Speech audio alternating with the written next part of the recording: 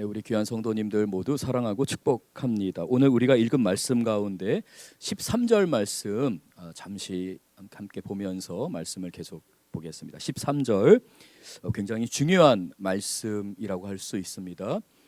이 잠언에 있어서 우리가 삶의 모습 가운데 내가 이런 사람이 돼야 될 텐데라고 여길 수 있는 말씀인데요. 충성된 사람은 충성된 하나님의 사람은 그를 보낸 이에게 하나님 또는 그를 파송한 하나님의 귀한 종들, 또 교회일 수 있죠. 그를 보낸 이에게 마치 무엇과 같다고 하냐면 추수하는 날에 얼음냉수 같아서. 이 성경에 이 얼음냉수라는 표현이 나오는 굉장히 독특한, 이게 빙수 같다, 이제 이런 의미입니다.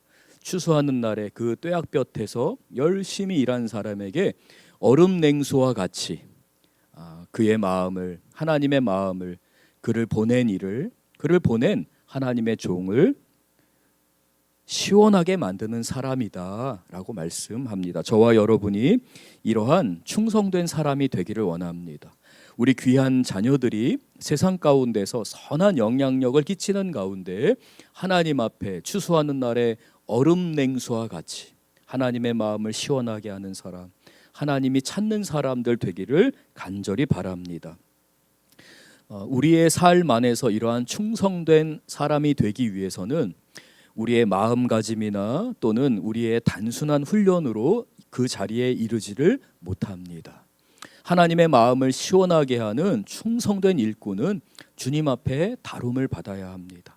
광야의 기간을 겪으면서 나 자신이 끊임없이 꺾어지는 경험을 해야 됩니다. 내가 죽는 것과 같은 그러한 경험들을 아마 매 순간 해오셨던 우리 성도님들이 계실 겁니다. 나를 부인해야 하고 내 자신의 의견이나 내 감정을 내세우기보다는 그저 주님 앞에 눈물을 흘리면서 기도하고 하나님 불쌍히 여겨주세요, 견딜 수 있게 해주세요 라는 그 헌신, 그 꺾어지는 과정, 십자가에서 죽는 과정을 통해 이렇게 충성스러운 사자와 같은 자리에 이르게 됩니다.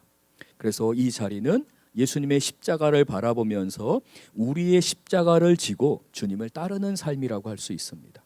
공부를 아무리 잘해도, 아무리 재능이 많아도, 아무리 많은 재물을 얻고 세상 가운데서 자수성가해서 모든 성공을 거두었다 할지라도 충성스러운 사자는 되지 못합니다.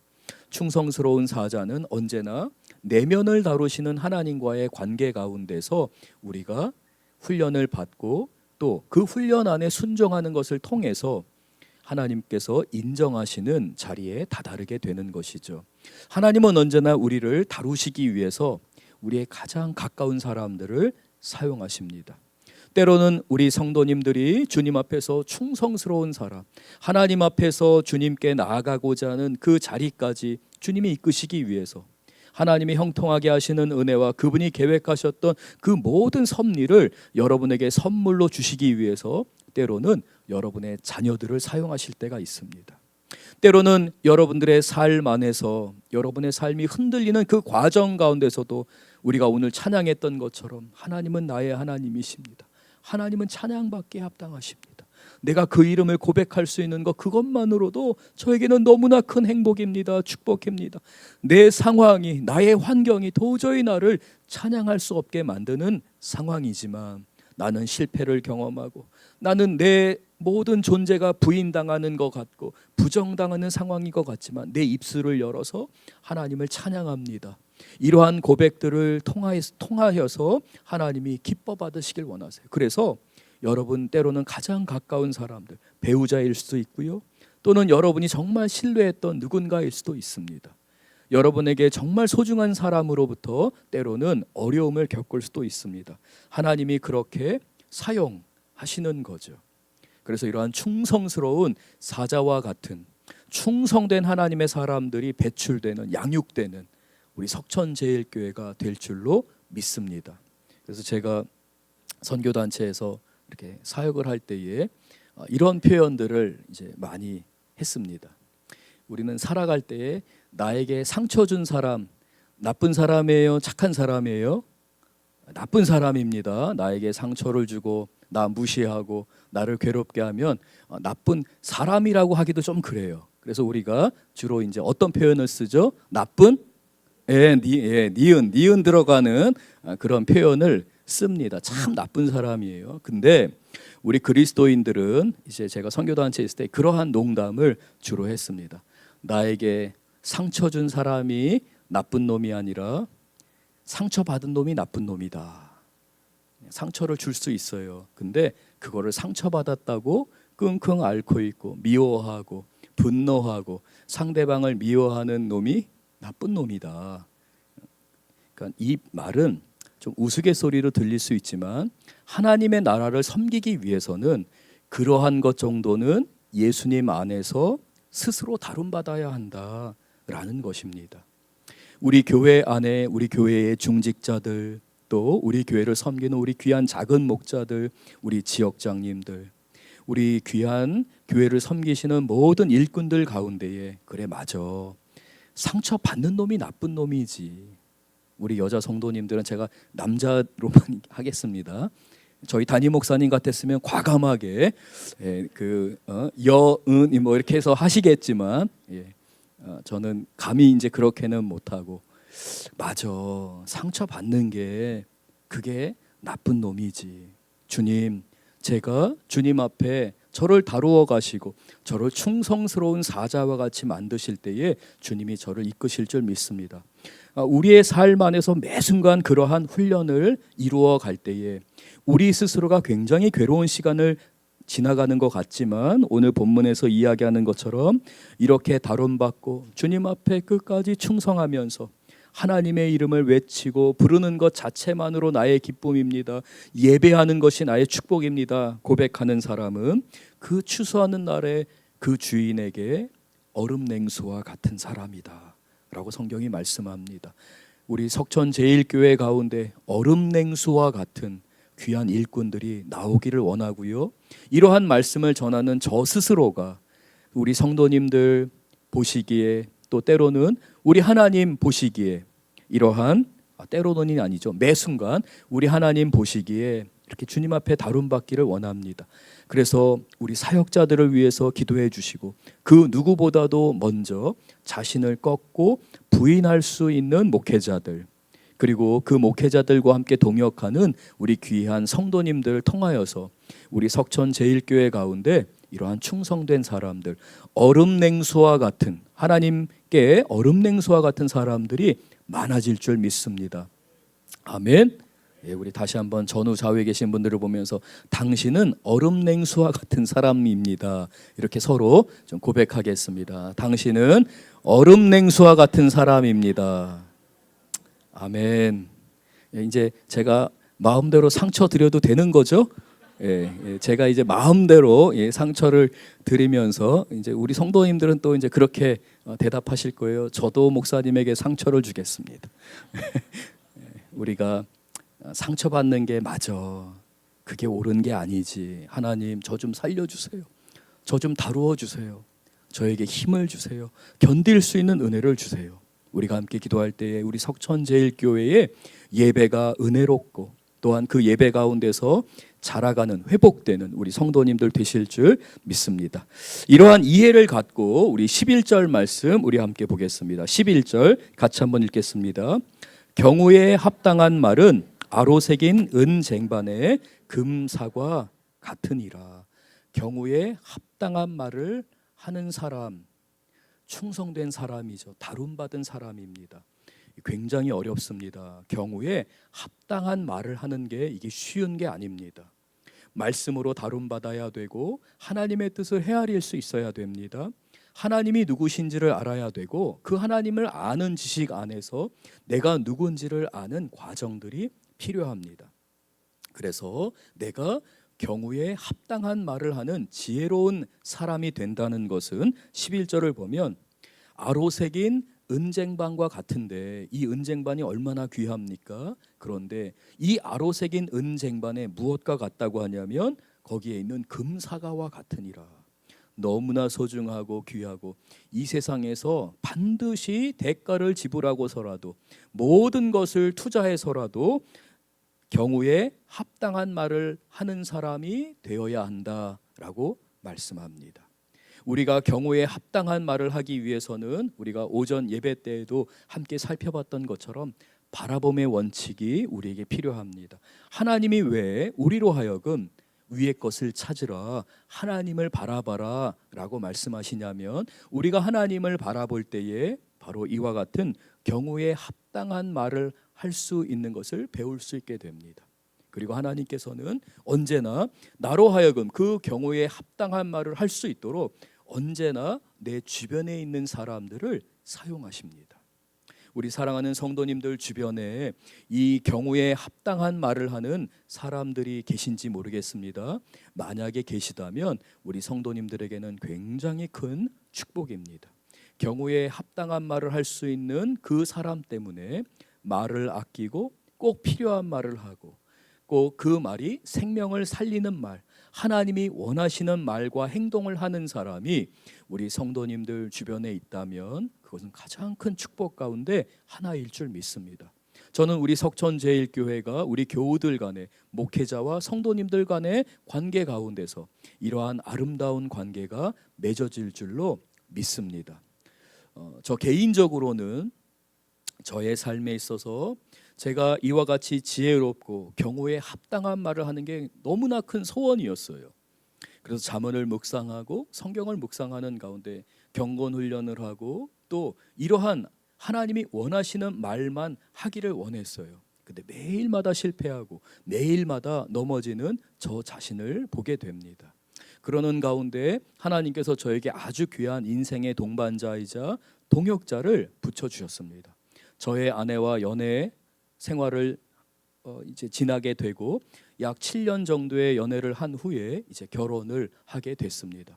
제가 너무나 많은 상처를 주죠. 제 안에 있는 미숙함들 때문에 그렇습니다. 대부분 참아주는 것은 저의 아내였습니다. 그러는 가운데에 아내가 한마디 던지는 말들, 또 때로는 도와달라고 하는 그 말들이 제 마음에 깊이 박히게 되었습니다. 참아주고 기다려주는 가운데 한마디를 할 때에 저는 이게 하나님의 도전이구나, 하나님의 말씀이구나 라는 것을 깨닫게 되죠. 귀한 동역자를 통해서 제가 경우에 합당한 말을 한다는 것은 참고 인내하는 것, 하고 싶은 말이 막 들끓어 올라요. 분노와 같이, 화산과 같이 내 안에서 끓어오를 수가 있습니다. 그러나 그 말을 되새겨 봅니다. 하고 싶은 말이 이 목 위에까지 올라오지만 참기로 결정합니다. 그러면서 주님, 이거 정말 나누어야 할까요? 이게 정말 하나님의 뜻일까요? 라고 묻는 가운데 하나님이 우리를 다루어 가시게 되는데요.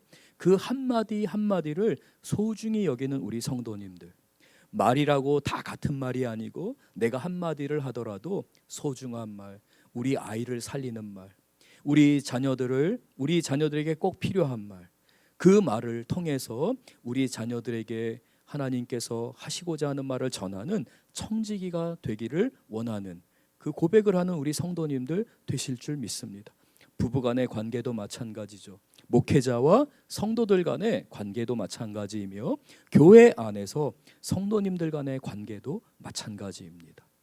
아무 말이나 하는 것이 아니라 정말 내가 해야 하는 말, 그리고 경우에 합당한 말이 무엇인지를 늘 되새기는 우리 성도님들 되실 줄 믿습니다. 그 말 한마디 한마디는 은쟁반의 금사과와 같으니라 라고 말씀합니다. 우리가 이 동양의 문화, 그러니까 이 동아시아의 문화 가운데서 말을 아끼는 것이 미덕입니다. 그것이 옳은 것이다 라고 이야기하는데요. 저는 그것이 하나님의 창조의 섭리 가운데 한 부분이라고 생각합니다. 말을 아끼는 것은 우리 동양 문화에서 서로 공유하는 미덕일 수 있지만 사실 더 깊은 그 내면으로 들어가게 되면 말을 아낀다고 하는 것은 하나님의 말씀을 깨닫고 그 말씀의 깊이를 알아 누리는 것을 말합니다. 내가 주님 앞에 다룸받는 것이죠. 그래서 2절 말씀, 우리가 2절을 함께 보겠습니다. 이렇게 경우에 합당한 말을 하는 사람은 하나님 앞에서 귀한 하나님의 진리를 깨닫게 되는데요. 2절 우리 같이 한번 읽어볼까요? 이를 숨기는 것은 하나님의 영화요, 이를 살피는 것은 왕의 영화니라. 가장 찬란하고 빛나는 것, 하나님의 뜻을 우리가 다 헤아릴 수가 없습니다. 그래서 하나님이 계시하셔야지만, 하나님이 나타내셔야지만 그 하나님의 뜻을 온전히 우리가 이해할 수 있습니다. 그 가운데 하나님께서 그 놀라운 진리를 모두 다는 아니지만 귀한 하나님의 사랑과 구원의 역사를 우리에게 말씀하신 것, 계시하신 것이 바로 성경입니다. 이 성경을 우리가 알기에 힘쓰는 것이야말로 모두 다 드러나지는 않았지만 그 하나님의 뜻을 헤아리는 그 마음이 우리에게 필요한 것이죠. 그래서 하나님은 위대하시기 때문에 전지전능하시며 창조주이시며 모든 것을 주관하시는 분이기 때문에 그 하나님의 뜻을 우리가 다 헤아릴 수가 없습니다. 오히려 감추어진 것들이 많습니다. 그러나 하나님의 사람들은 하나님 앞에 다름받고 십자가를 지고 나아가려고 하고 인내하고 참고 주님을 기다리고 말을 아끼는 가운데 주님 앞에서 가슴을 찢으며 몸부림치는 그 사람은 하나님의 일을 살필 수 있게 됩니다. 하나님이 지금 무슨 일을 하시고자 하시는지, 어떤 말씀을 하시고자 하는지를 깨닫게 해주십니다. 하나님이 우리를 그렇게 만드셨어요. 우리가 주님을 기다릴 때에 그 하나님의 그 깊은 뜻을 우리가 깨달아 알 수 있게 됩니다. 우리 사랑하는 석천제일교회 성도님들이 말씀 가운데, 기도 가운데 주님의 귀한 뜻을 헤아리는 우리 성도님들이 되실 줄 믿습니다. 하나님의 뜻을 헤아리는 사람과 헤아릴 수 없는 사람은 하늘과 땅의 차이와 같습니다. 그래서 3절입니다. 우리 같이 한번 읽겠습니다. 하늘의 높음과 땅의 깊음 같이 왕의 마음은 헤아릴 수 없느니라. 이제 본문에 등장하는 이 왕은 첫 번째 히스기야 왕을 나타냅니다. 제가 잠시 후에 역사적인 배경을 조금 말씀드리겠지만 1차적으로는 히스기야 왕을 나타내는데요. 사실 이 본문은 그 히스기야 왕을 통해 바로 하나님의 뜻을 헤아리는 사람이 왕과 같이 존귀한 자이다라고 말합니다. 하나님의 뜻을 참고 기다리는 사람, 그래서 그 사람이 경우에 합당한 말을 하기까지 영적으로 자라가게 됩니다. 이러한 영적으로 자라가는 과정에서 하나님의 뜻을 분별할 수 있는 사람, 말씀과 기도 가운데 주님 앞에 부르짖는 가운데 주님의 뜻을 찾는 사람은 하늘과 땅의 차이와 같아서 하나님의 뜻을 분별하지 못하는 사람은 도저히 헤아릴 수 없는 그러한 사람이다 라고 말씀합니다. 그래서 우리의 삶에서 4절 같이 한번 읽겠습니다. 제거해야 될 것들이 있습니다. 4절 은에서 찌꺼기를 제하라. 그리하면 장색에 쓸만한 그릇이 나올 것이니라. 은에서 찌꺼기를 어떻게 제할 수 있을까요? 용광로에 담궈야 합니다. 여러분의 삶을 하나님께서 그래서 용광로에 담그십니다. 견딜 수 없는 상황에 담그십니다. 그러한 견딜 수 없는 상황이 되면 우리에게서 온갖 어떠한 것들이 나옵니까? 찌꺼기들이 나옵니다. 온갖 버려야 될 것들이 나옵니다. 뾰족한 성격, 함부로 말하는 습관, 그리고 해서는 안 되는 행동, 때로는 그것이 부모님에게 물려받은 경우일 수도 있고요. 또는 내 삶 안에서 나에게 습관으로 남아있는 안 좋은 것일 수 있습니다. 하나님께서는 우리를 다루실 때에 이와 같이 찌꺼기들을 다루시게 돼요. 그래서 우리를 때로는 아주 모진 상황 가운데 집어넣으십니다. 하나님, 왜 저에게 이런 실패를 맛보게 하셨어요? 하나님, 제가 이것만 이룰 수 있었다면, 이 직장에만 제가 갈 수 있었다면, 제가 이 학교만 갈 수 있었다면, 하나님, 제가 다른 건 다 희생해서라도 하나님 감사할 수 있었을 텐데, 왜 하나님 다른 거는 다 기도 들어주시는 것 같은데 왜 가장 소중한 것은 기도를 들어주지 않으셨어요? 라고 할 수 있는 나의 실패, 나의 좌절로 인해서 내가 용광로에 푹 빠져들게 됩니다. 그러면 내 안에 있는 찌꺼기들이 다 드러나게 됩니다. 내 안에 있는 인간적인 욕망, 인간적인 욕심, 반드시 주님 앞에 다루어야 되는 것들이 드러나게 됩니다. 그러면서 내가 모든 것을 내가 원하는 대로 갖지 않아도, 내가 다 이루지 않아도 사실은 그 모든 것을 이루시는 분은 하나님이시구나. 하나님이 나에게 선물로 주시는구나.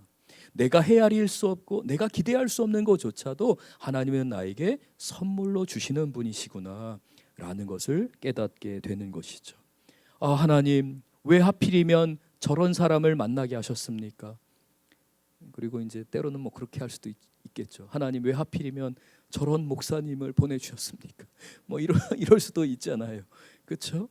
아, 주님, 저 사람만은 아니었는데 라고 하는 상황이 있을 수도, 저도 있을 수 있고요, 성도님들도 있을 수 있습니다. 그러나 사실은 그 상황이 우리의 삶에서 이러한 은에서 찌꺼기를 제하라 라는 상황이죠. 그래서 5절 말씀입니다. 같이 한번 읽겠습니다. 왕 앞에서 악한 자를 제하라. 그리하면 그의 왕위가 의로 말미암아 견고히 서리라. 우리가 어떤 공동체 가운데서 우리가 리더가 될 때에 때로는 여러분이 작은 비즈니스나 또는 어떠한 큰 비즈니스도 마찬가지입니다.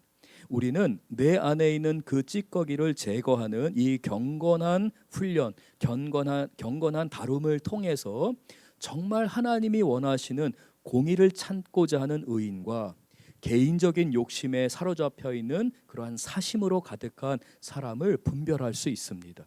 나 스스로가 그러한 사람이 될 수도 있잖아요. 사심이 가득한 사람이 될 수도 있는데요, 사심이 가득한 상태에서 우리가 어떠한 위치를 얻게 되거나 많은 재물을 얻거나 그리고 어떠한 명성을 얻는 건 사실은 저주입니다.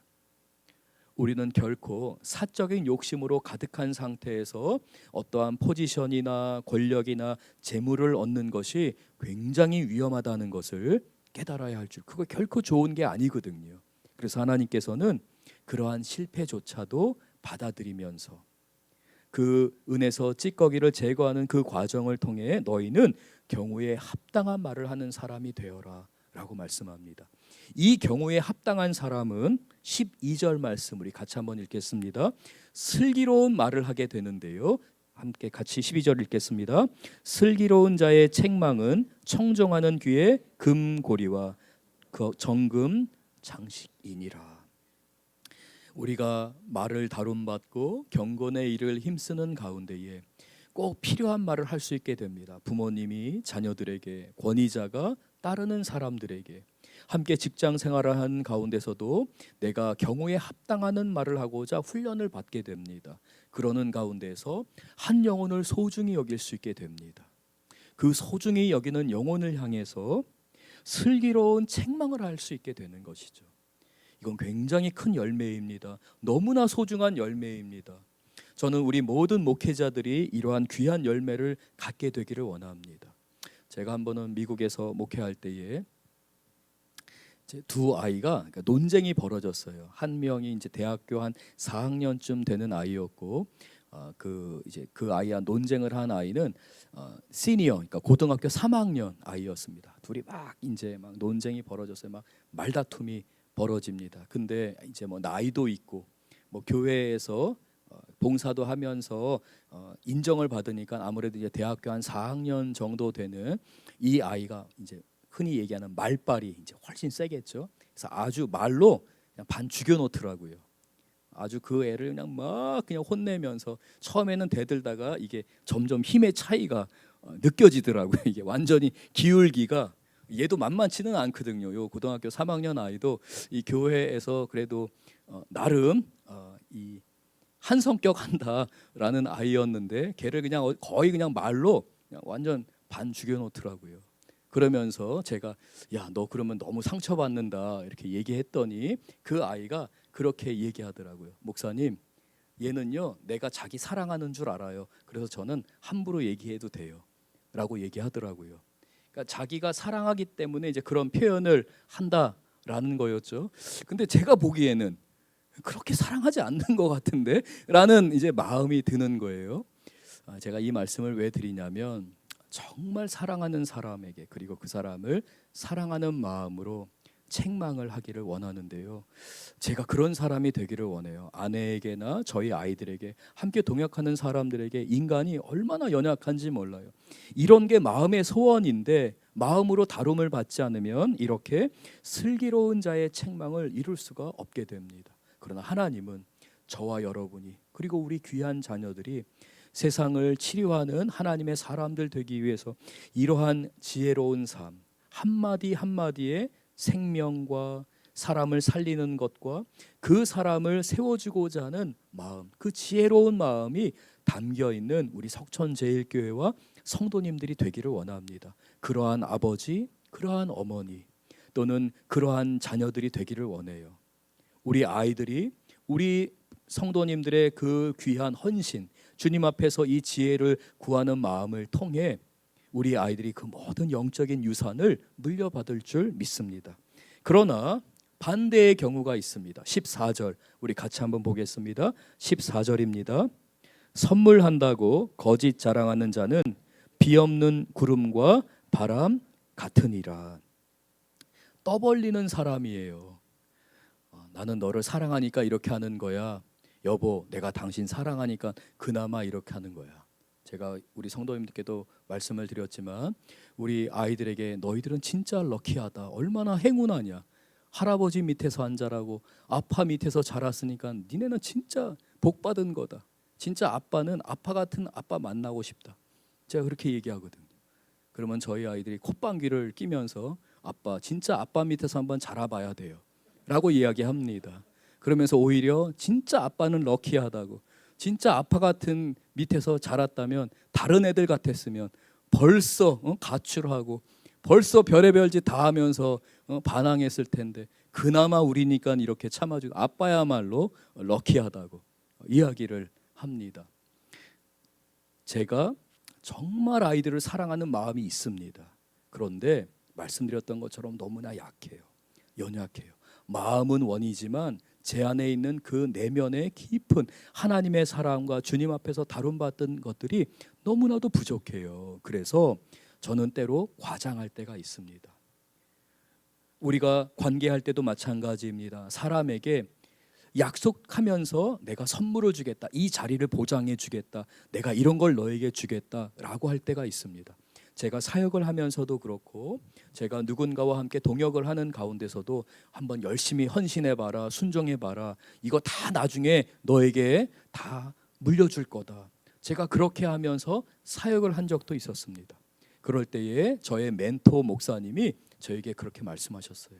임 목사님, 절대로 어떤 포지션이나 지금 당장 줄 수 없는 것에 대해서 앞으로 주겠다고 말해서는 안 됩니다.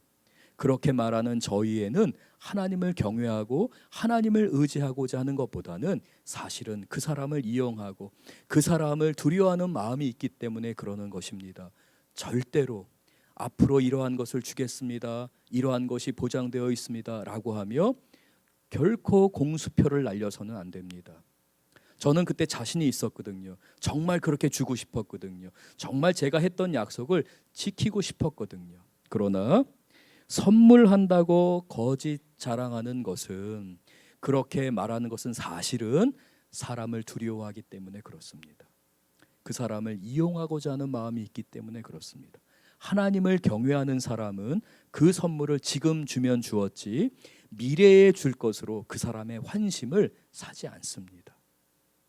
하나님을 경외하는 마음이 우리에게 필요한데요. 시간이 많이 지났기 때문에 좀 말씀을 정리해야 할 것 같습니다. 오늘 본문의 배경은 1절을 보면 히스기야 왕이 등장하는데요. 히스기야 왕 당시에 히스기야 왕은 하나님의 잠언의 말씀, 이 귀한 말씀을 편집해야 할 필요가 있었습니다. 왜냐하면 히스기야 왕이 등극했을 때에 북이스라엘이 멸망해 가고 있었고, 그리고 마침내 멸망한 상황을 맞이하게 됩니다. 아수르가 침공해 들어오기 전부터 사람들은 그 전쟁의 위협을 느끼며 피난을 떠났습니다. 많은 북이스라엘의 사람들이 남유다로 피난을 온 상황이었습니다. 이민자들이 갑자기 늘어나게 된 상황에서 히스기야는 그 나라를 하나님이 기뻐하시는 나라, 하나님께 충성된 백성들이 서가는 것을 기대했습니다. 우리가 오늘 말씀은 아니지만 우리 잠언 27장 말씀 잠시 보겠습니다. 27장 8절부터 11절까지 잠시 좀 말씀을 준비해 주세요. 그러는 상황 가운데서 공동체 안에 피난을 내려오게 되잖아요. 나그네가 되었습니다. 저도 이민 생활을 하고 이민자들을 목회하는 가운데에 깨닫게 된 것이 하나가 있어요. 사람이 집을 잃게 되고 나그네가 되고 불안한 상황 가운데 있게 되면요, 언어 생활에서 문제가 나타나게 됩니다. 계속 불안을 이야기합니다. 가족 간에 이게 문제야. 우리 지금 돈이 없어. 큰일이 닥쳤어. 상황이 어려워지게 되면 가장 먼저 마음 안에 있는 것들이 쏟아져 나오게 되는데 말로 쏟아져 나오게 됩니다. 경우에 합당하거나 슬기로운 책망이 아니라 그저 내 안에 있는 불안함들을 다 쏟아낼 수밖에 없습니다. 이민자들이 북이스라엘에서 대거 넘어온 상황에서 사회적인 상황 가운데서 너무나도 많은 사람들 안에 부정과 불평과 불만의 이야기들이 사회 안에 싹트기 시작합니다. 우리 잠언 27장 8절 우리 같이 한번 읽어볼까요? 같이 읽겠습니다. 고향을 떠나 유리하는 사람은 보금자리를 떠나 떠도는 새와 같으니라. 히스기야 왕은 이 당시에 이 잠언의 말씀을 정리를 하면서 남유다와 이스라엘 백성들 모두 나그네가 되고 피난은 내려온 상태에서 홀로 남겨지고 경우에 합당한 말이 아니라 그 사회를 혼란하게 하는 말이 그 사회에 만연되어 있는 것을 보면서 우리가 나그네가 된 당신들을 이해합니다. 비즈니스가 굉장히 어렵고 경제적으로 너무 어려워서 부부간의 대화가 또는 자신이 그 위로를 받기 위해서 하나님 앞에 기도하는 시간을 갖기보다는 사람에게 위로를 받으려고 하는 거예요. 이 사람 저 사람을 찾아다니면서 내가 이렇게 불안해요, 내가 이렇게 억울해요, 나를 이렇게 알아주지 않아요, 내가 위에서는 내가 저 북이스라엘에 있을 때는 나는 이러한 일도 했고 이러한 경험도 있고 내가 이러한 위치에 있던 사람인데 나는 여기서 지금 아무 대접을 받지 못하고 있어요. 등과 같은 내 안에 있는 것들을 다 이야기합니다. 그때 하나님께서 히스기야 왕의 이 잠언의 말씀을 통해서 남유다와 북이스라엘에 있는 피난 내려온 사람들에게 말하는 겁니다. 나그네와 같이 된 너희들이 그렇게 불안에 떨고 있고 둥지가 없는 새와 같이 불안해하는 것을 내가 안다. 너희들의 그 괴로운 심정을 안다. 9절입니다. 기름과 향이 사람의 마음을 즐겁게 하나니 친구의 충성된 권고가 이와 같이 아름다우니라. 그러나 너희들은 저 북쪽의 가족들을 남기고 왔고 너의 터전을 떠났지만 이제 너희는 여기에 정착해야 하는데 너희들에게 참된 충고를 하는 슬기로운 충고를 하며 너희들을 아끼고 돌보는 친구야말로 사실은 너희가 가까이 해야 하고 너희가 그의 말을 통해서 위로를 받아야 한다. 하나님의 말씀만이 너희를 살릴 수 있다라고 말씀합니다. 10절 또 같이 읽겠습니다. 내 친구와 내 아비의 친구를 버리지 말며 내 환난 날에 형제의 집에 들어가지 말지어다. 가까운 이웃이 먼 형제보다 나으니라. 내가 저 북이스라엘에 있을 때는 저 먼 고향에 있는 내 형제가 있다면 내가 지금 이런 대접을 받지 않을 텐데 맞다. 너희들의 말이 맞지만 너희들은 지금 지혜롭게 처신해야 한다. 오히려 지금 나그네로 있는 이 땅에서 하나님이 너희에게 붙여주신 그 친구, 하나님을 신뢰하고 의뢰하는 그 친구를 가까이 함으로 인해서 멀리 떨어져 있는 형제보다 그 친구가 너를 하나님께 이끈다면 그가 경우에 합당한 말을 하고 슬기로운 권고와 충고를 한다면 그는 너를 살리는 사람이다 라고 말씀합니다. 11절 같이 읽겠습니다. 내 아들아 지혜를 얻고 내 마음을 기쁘게 하라. 그리하면 나를 비방하는 자에게 내가 대답할 수 있으리라. 마음 안에 있는 요동함, 그 괴로움 가운데 있다 할지라도 너희를 살릴 것이다. 너희는 그러므로 사람을 의지하는 것, 너희들이 마땅히 다른 사람과 비교하면서 저 집은 좋겠다, 저 집은 저렇게 평안하고 저러한 것도 있고 형제들끼리 저렇게 서로 도와주니 좋겠구나 라고 하면서 다 사람들을 바라보면서 스스로를 낮게 여기지 말고 오히려 하나님을 의지함으로 그 공평하신 하나님이 너희의 마음을 살피시고 너희를 주관하신 것을 기억하며 말을 아끼고 경우에 합당한 말을 하며 하나님을 신뢰함으로 주님 보시기에 하나님 보시기에 추수하는 날에 그 여름날에 얼음 냉수와 같은 귀한 일꾼들이 되라. 너희들은 그렇게 부름을 받은 자들이다 라고 말씀합니다. 그래서 15절 우리 같이 읽고 말씀을 마치겠습니다. 오래 참으면 관원도 설득할 수 있나니 부드러운 혀는 뼈를 꺾느니라. 이렇게 주님 앞에 다름받은 우리 성도님들, 주님 앞에서 나 자신을 용광로에 다루실 때에 묵묵히 견디고 기도와 말씀 가운데 있는 성도님들의 그 부드러운 말이, 그 부드러운 혀가 뼈를 꺾게 될 줄로 믿습니다. 사랑의 말, 하나님을 신뢰하는 말이 가득한 우리 성도님 가정, 그리고 우리 석천제일교회 될 줄로 믿습니다. 오늘 말씀을 기억하면서 우리 함께 찬양하기를 원합니다.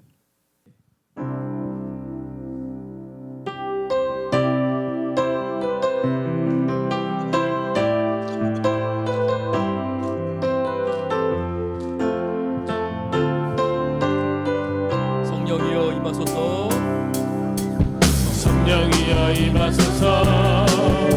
메마른 나의 심령 위에 주님의 은혜 담비 내려 나 흠뻑 적셔 주옵소서. 주의 권세 주의 능력 지금 이 시간 임하소서. 악한 맛에 모든 깨뜨리고 주님 나라 임하소서.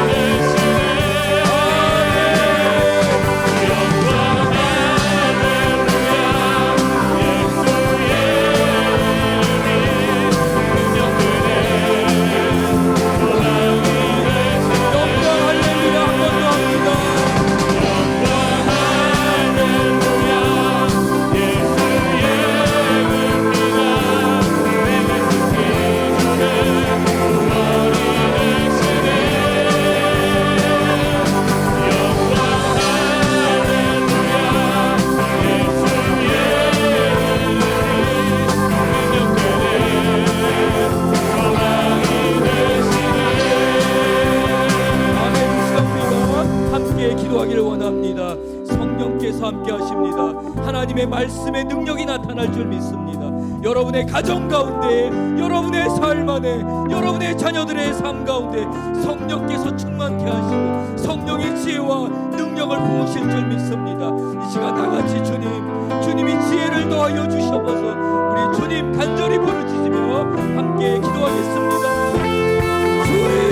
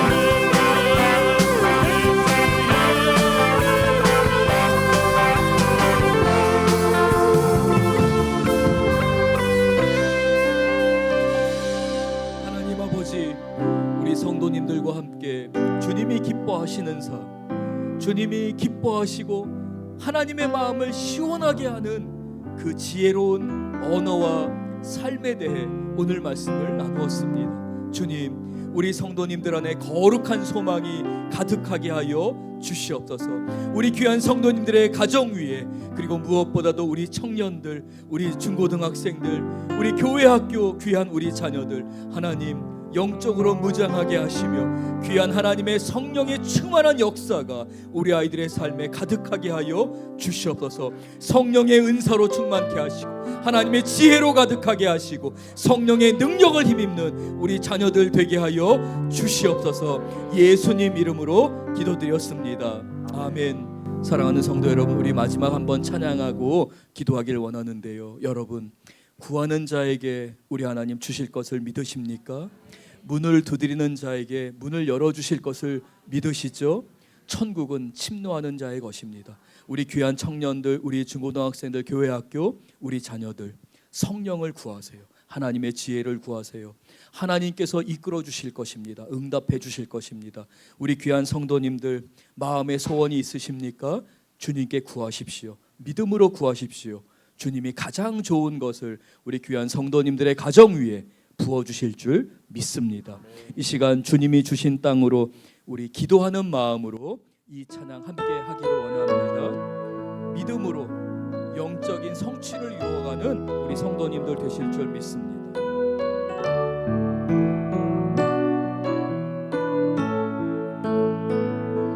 주님이 주신 땅으로 한 걸음씩 나아갈 때에 수많은 적들과 견고한 성이 나를 두렵게 하지만 주님을 신뢰함으로 주님을 의지함으로 주님이 주시는 담대함으로 큰 소리 외치며 나아가는 이 산지를 내게 주소서. 그날에 주께서 말씀하신 이제 내가 주님의 이름으로 그 땅을 취하리니 이 산지를 내게 주소서. 내게 주소서. 그날에 주께서 말씀하신 이제 내가 주님의 이름으로 그 땅을 취하리니. 한 번 더 합니다. 주님이 주신 땅으로 주님이 주신 땅으로 한 걸음씩 나아갈 때에 수많은 적들과 견고한 성이 나를 두렵게 하지만 주님을 신뢰함으로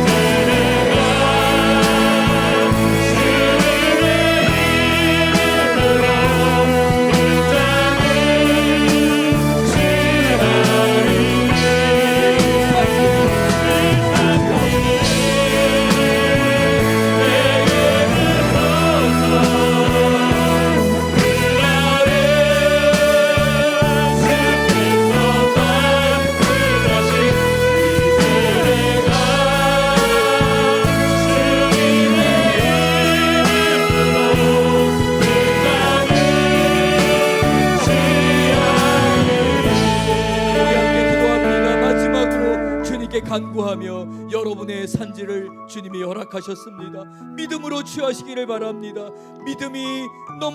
믿음 안에서 넘어지지 않고 일어나 믿음을 일으키며 취하는 우리 성도님들 다 같이 주여 외치며 간절히 기도하겠습니다. 주여!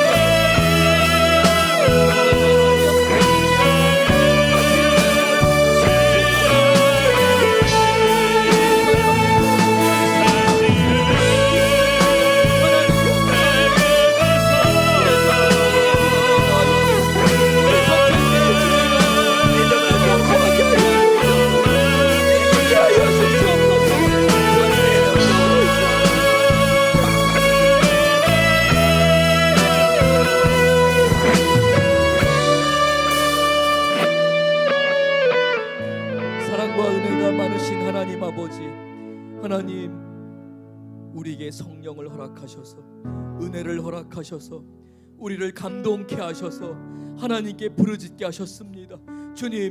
주님이 시작하신 귀한 역사 우리를 통해 이루어 주시옵소서. 우리의 믿음이 넘어지지 않게 하시고 무너지지 않게 하시고 다시 일어나 주님 앞에 부르짖으며 주님 약속하신 곳을 향하여 나가도록 우리에게 믿음을 더하여 주시옵소서. 성령으로 충만케 하여 주시옵소서. 석천제일교회 믿음 안에 성령의 능력 안에 맡겨주신 사명들 감당케 하여 주실 줄 믿사옵나이다. 이제는 우리 주 예수 그리스도의 은혜와 아버지 하나님의 사랑하심과 성령님의 감화 감동 교통 역사 위로하시는 은총이 주님 안에서 하나님을 향하여 그 주인이 부르셨기에 취소하는 날에 얼음 냉수와 같은 귀한 충성된 사람들 되기를 소원하는 우리 귀한 성도님들 한 분 한 분과 그 가정과 일터와 사역 가운데 그리고 우리 숭덕학원과 석천제일교회 위에 지금으로부터 영원히 함께 계시기를 간절히 축원하옵나이다. 아멘.